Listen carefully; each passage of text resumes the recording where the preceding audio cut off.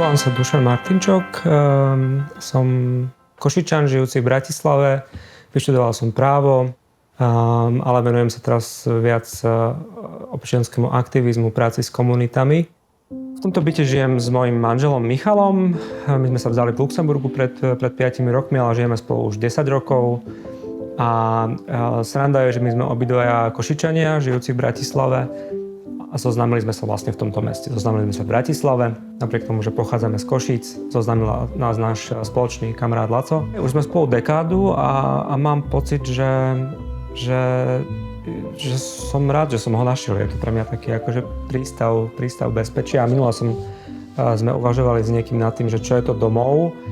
Tak prišli sme na to, že domov nie je úplne tá geografia, nie je to mesto, nie je to krajina, ale domov môže byť aj manžel. V mojom prípade je to pre mňa Michal. Čiže kdekoľvek sa presuniem, tak viem, že tam mám stabilitu.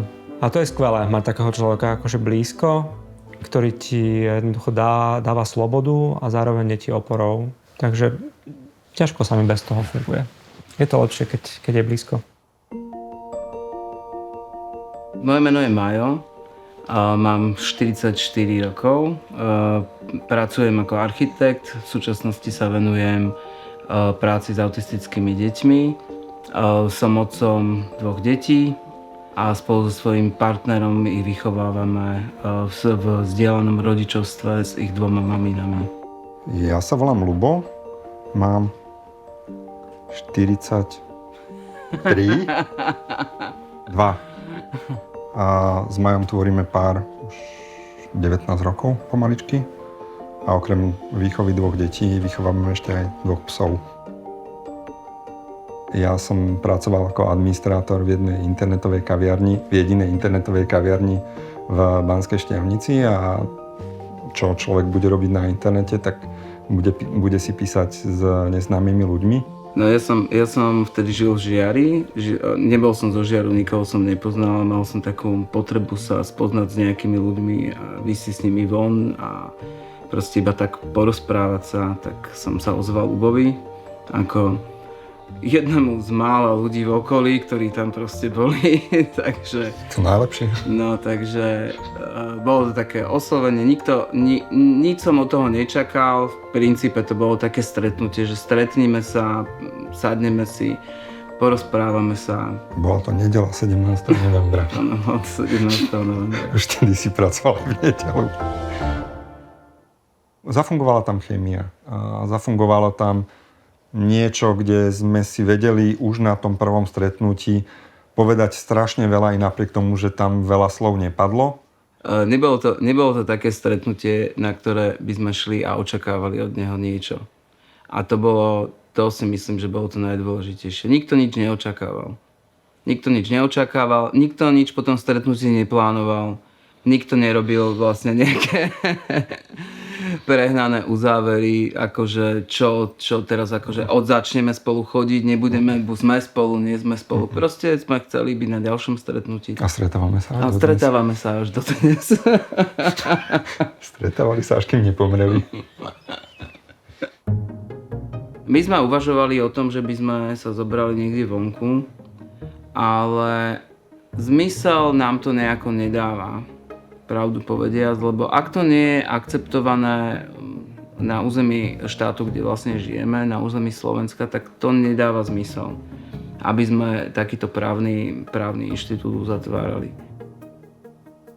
My sme žili v Luxemburgu, lebo ja som tam mal prácu. Pracoval som tam ako prekladateľ na súdnom dvore Európskej únie a Miško tam žil so mnou a v istom momente sme sa navzájom proste požiadali o ruku, že neviem, kto to robil prvý, ale tak sme dospeli k takému poznaniu, že akože sme asi na to pripravení.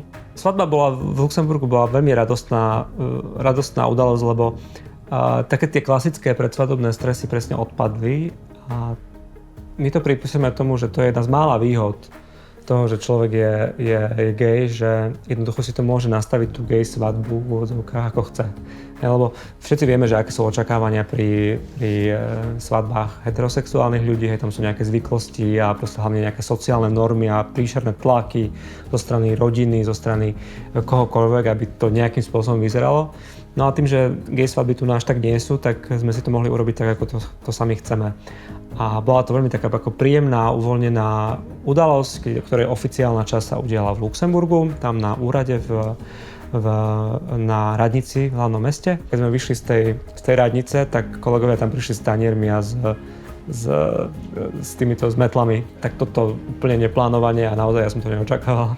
Tak toto tam bolo. No a potom taká tá akože veselica, tak tá bola na Slovensku a to sme si urobili v Košiciach v Tabačke. Keď človek uzavrie manželstvo, tak jednak je to samozrejme o tom vzťahu a o tej láske, to je dôležitá vec, ale jednak je to o právnych súvislostiach, ktoré z toho vyplývajú.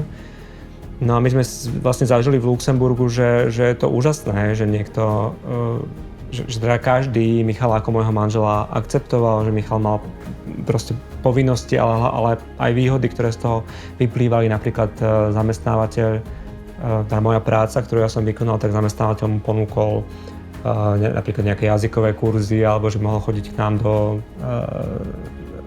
jedálne, takéto drobnosti, ale keď je takýchto drobností veľa, tak si človek uvedomí, že je to skvelé, že jednoducho, že ten manžel má proste nejaké výsady, ktoré z toho manželstva vyplývajú rovnako ako heterosexuálna väčšina. No a tu na Slovensku to samozrejme nie je, že viem, že častokrát nám rôzni politici odporúčajú, že môžeme si podpísať takú zmluvu, takú zmluvu, takú zápisnicu. Ale ja naozaj nevidím dôvod, prečo by som mal mať podpísaných 24 rôznych zmluv a zápisníc, keď sa to dá upraviť jednoducho tým, že sme uznaní ako manželský pár. Nemám taký pocit, že by mal byť nejaký rozdiel medzi právnym statusom nášho manželstva a akéhokoľvek iného manželstva. Našťastie sa nám ešte neprihodila nejaká taká vec, že by niekto z nás skončil v nemocnici a že by sme teda museli sa snažiť k nemu dostať. Ale zase človeka to napadne, hlavne teraz, keď je teda pandémia, že je to desivé tá predstava, že by som nemohol za Michalom prísť, pretože v tejto krajine som vlastne vo vzťahu k nemu cudzí človek. Je to veľmi zvláštny pocit, že niekde je váš vzťah uznávaný a rešpektovaný, len pár kilometrov, vlastne to nie je tak ďaleko, veď nehovoríme teraz o inom kontinente. A v tejto krajine sa tvária, že sme ako keby neviditeľní. No a ja mám na to jedinú odpoveď, že čo treba, aký liek na to je, a tá odpoveď je, že neustále jednoducho o tom rozprávať, ako sa len dá využiť každé možné fórum a zhovárať sa s ľuďmi, ponúkať príbehy a pozývať ich jednoducho k kladeniu nejakých otázok, k dialogu. To jediné podľa mňa zaberá.